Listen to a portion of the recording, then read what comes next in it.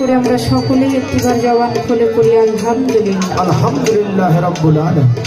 তার সঙ্গে তার পিয়ারে হাবিব হযরত আহমদ মুস্তাফা মুহাম্মদ মুস্তাফা সাল্লাল্লাহু আলাইহি ওয়াসাল্লামের পাক রওজা শরীফে শত কোটি দরুদ ও ভক্তি সালাম রাখি, কারণ পবিত্র কালাম পাক জবানে আমার আল্লাহ পাক বলেছেন সূরা আহজাবের 56 নম্বর আয়াত, ইন্নাল্লাহা ওয়া মালাইকাতাহু ইউসাল্লুনা আলান নবী ইয়া আইয়ুহাল্লাযীনা আমানু সাল্লু আলাইহি ওয়া সাল্লিমু তাসলিমা। আল্লাহ এবং আল্লাহর ফেরেশতাকুল সকলেই আমার নবীর নামে দরুদ এবং সালাম পেশ করে। তাই তো বলেছেন ইয়া আইয়ুহাল্লাযীনা আমানু। আমানু কারা?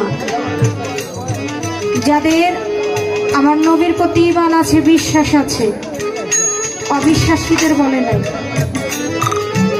যাদের